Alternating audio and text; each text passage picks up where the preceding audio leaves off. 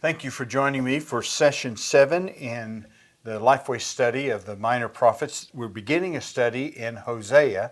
The title is The Unfaithful Bride, and the lesson summary statement is God offers grace to people even when they're unfaithful to Him.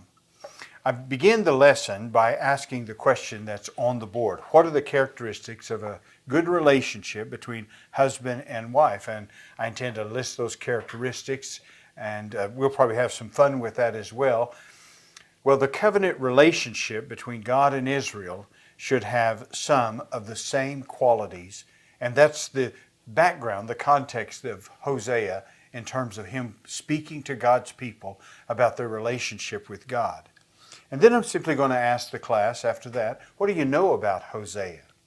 And just most likely, the only thing they know is maybe the story, if they know that. But it's the beginning of the Minor Prophets. He heads the list.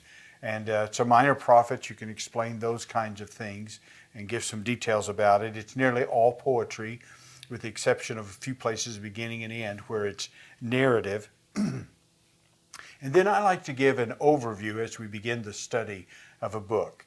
It helps, I think, to see the progression of thought that the author of the book has, the movement of what he's wanting to do in terms of taking the people and accomplishing the task of bringing them before God.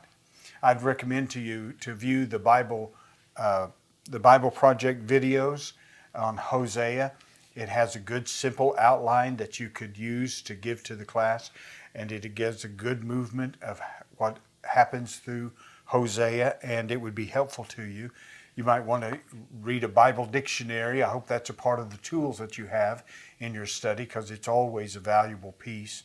And then you can also take them back to page 11 in, I believe it is in their book, the Personal Study Guide, where it has the outline. Page 11 in your book, the Leader's Guide, has a context study of Hosea that would be helpful to you.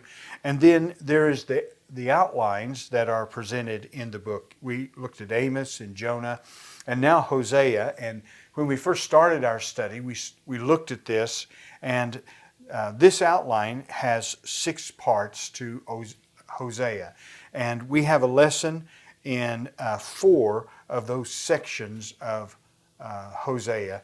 And so that would be something that you could help them to see in terms of where they are in the study of this book. And one more observation that I have for the class is I want them to look at the title of this lesson. Does the title strike you as odd? Look at it again. The Unfaithful Bride. You should catch the context of that, the conflict with that. It's one thing if the title had been The Unfaithful Wife. But from the very beginning, we learn that Gomer, Hosea's wife, is unfaithful. And of course, she is representative of you and me. So what is it that strikes you about that title, The Unfaithful Bride? The second thing I want to point out to them is the lesson summary statement. Notice this statement again. God offers grace to people. Just stop there. That in itself is a wow statement.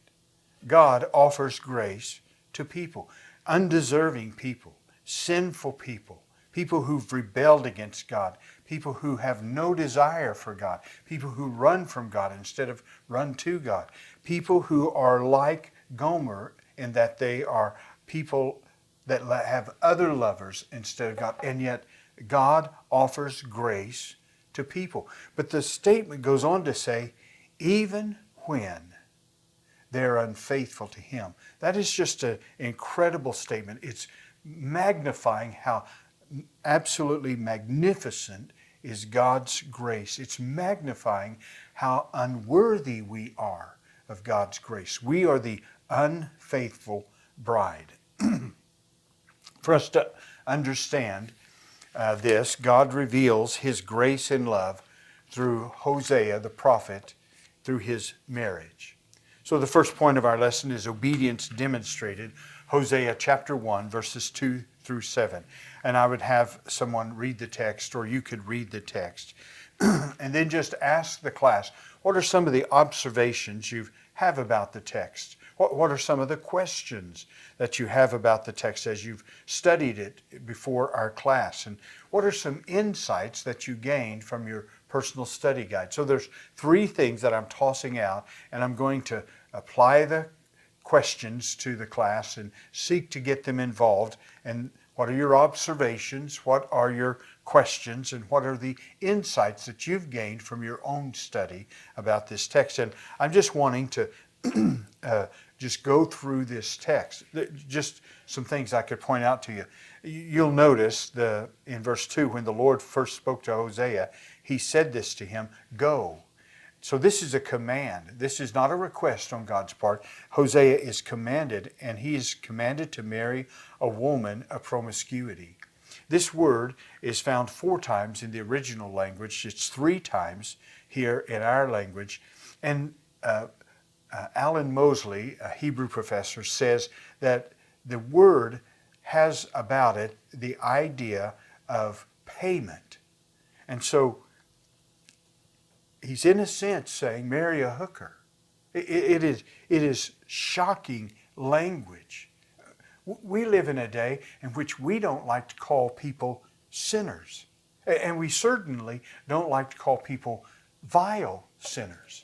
But here is a prophet who shocks Israel by calling them a prostitute or a whore in some translations. Someone who is involved in payment. And you'll see in chapter 2, which is not a part of our study, that one of the reasons that Gomer leaves Hosea and goes after lovers are the things that they can give her. And it's only when they stop giving to her that she even considers going back to Hosea. And so he's using this word to say, the reason why you're going away from God is because you want something from this world or from other practices that you don't think God could provide for you as well. But it's a shocking word, this word promiscuity. The text, your commentary does a very fine job, I think, in bringing out some of the details of this passage of Scripture. I might just point out on verse 5, on that day I will break the bow of Israel in Jezreel Valley. And that's talking about a war, and the bow was a symbol of strength.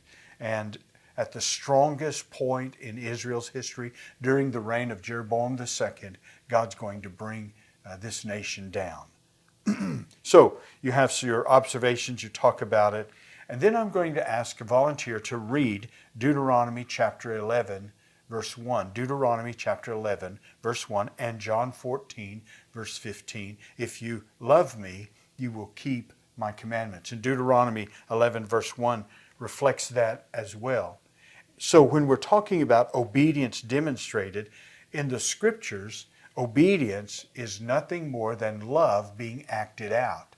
And so Hosea's sacrificial obedience is demonstrating his love for God and is illustrating God's love for sinful Israel. And Christians struggle with other lovers. How does this text help us to be more faithful to God? That's a question I want to ask the class. We too struggle with other lovers as Christian people. This world is always calling to us and saying, this is something I can provide for you that your God cannot provide for you. Whether it's peace or success or a sense of companionship, the world is always calling out to us with other lovers. And so we're in this same situation. My question is, how does this text help us to be more faithful to God? The second point is unfaithfulness seen. Chapter 1, verses 8 through 9. Again, I have someone read that. And then I have a question for the class. Why did your parents give you your name, that name that you have? Why did your parents get that? And sometimes it's very interesting how people came by their name. And there's a number of people who don't know why their parents named them that. And then I want to ask, what does your name mean? Because here you have a son named Jezreel, and your commentary will give you some background that you can help in explaining that. And then he has a daughter, but there's no indication that this is Hosea's daughter, and that name means no mercy. And then third, he has a son, and this son means not my people. What may have been suspect with the second child, I'm not certain this is my child, is very clear by the third child. This is not Hosea's child.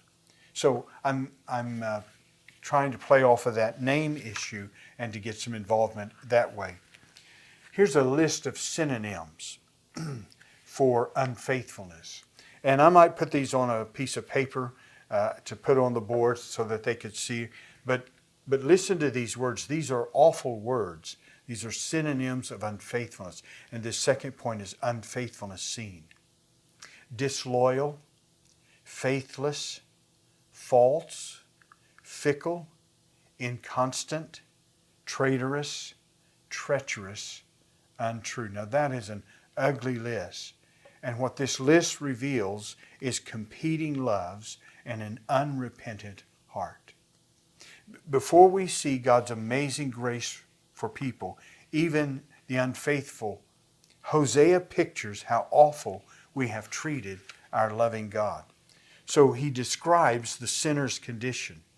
How bad does it have to be for God to incarnate himself and to be crucified? So what I'm trying to set up as I put this lesson together is I want to paint the picture dark, because this is what Hosea is doing. I mean, it's a picture of an unfaithful wife. And I'm sure that you've been around people who have had broken marriages, and there are very few things in life that are as wounding and as crushing and as damaging to the personal psyche as an unfaithfulness. It is a ugly, ugly experience, an ugly relationship. And what he's doing is he's painting this awful picture of this is what you are. And the reason why it needs to be seen in such an awful picture, in such a dark scene, is because he's going to introduce grace. And it's when we understand the depth of our sin that we suddenly are amazed by God's grace and his love for us. So these first 2 points are setting the awfulness of what Hosea has done, or what Gomer has done to Hosea. And then chapter 3, the light begins to break and we see the beauty of God's grace. God offers grace to people, even when they're unfaithful to him. So we come to the third point, restoration sought. And again, I would have someone read that or read that myself. And your Leader's Guide gives wonderful commentary about that, both of those books. And then I have this question. What about this text did you learn from your study? What about this text did you learn from your study? Again, I'm wanting to encourage them to come prepared to class. And sometimes they'll sit there and they won't answer. That may be a reflection of the fact they didn't study their lesson, but it also may be a sense of reticence to say something. And so I'll just ask, well, did your personal study guide give any explanation of why Hosea paid 15 shekels of silver and these bushels of barley on top of that? Did they explain any of that? And then hopefully someone will come forward with that and will say, well, the cost of a slave in that day was 30 shekels of silver. Hosea doesn't even have the money to buy his wife back. When they went to the slave auction where she was being sold, at the slave auction, they were naked. And can you imagine? Here's this man who goes to purchase his wife back. He has to buy her off the slave market, and she's naked. And he wraps his robe around her to cover her indecency. And it's probably an indication that Hosea, it cost him everything he had to buy his wife back. He didn't have 30 pieces of silver. He had 15, and he made up the difference with barley. And we know that barley is a cheap grain, and that's what the poor would eat. The people who had more money would eat wheat. So it's a picture of this man giving everything in order to buy her back. And so what I'm asking the class, do you had insights like that? Did the personal study guide share some things with you that you didn't know that were valuable to you? Those kinds of things. I'm just trying to get them to engage with the text and talk with the text. And then after that, I'm saying, what are the parallels with Jesus? What Hosea is doing and showing grace and restoring Gomer to a relationship with him is a picture of what Jesus has done. And think so where are the parallels there? And it's things like, it must have been horribly humiliating for Hosea to do this. Look at the humiliation of Jesus in order to restore us to himself. Hosea rescued a slave. Jesus rescues us from our slavery to sin. Hosea paid all that he had. Jesus gave the ultimate price for you and me to be saved. Hosea took the initiative. No one sent for Hosea to come. Gomer certainly didn't send for Hosea. There's some indication in the text that she really wasn't willing to go with him. Can you imagine that? And yet Hosea overwhelms her with his love and his bringing her back in. She's loved and he gives her his love, but that is not reciprocated. We see that as well with the Lord Jesus. She couldn't redeem herself. She was in a condition where she had no hope. Someone outside of her had to come and rescue her, redeem her, save her. And this is also a picture of Jesus. She's certainly unworthy of this kind of love and this kind of grace. And my point is you can just continue on with those kinds of parallels. This helps us to see the beauty of what Jesus Christ has done for us. In the Go Explore the Bible website, they have a story that you might want to use in terms of wrapping this up. And it's talking about the top 10 most unfaithful cities in America. And so what would you name as some of the top 10 most unfaithful cities?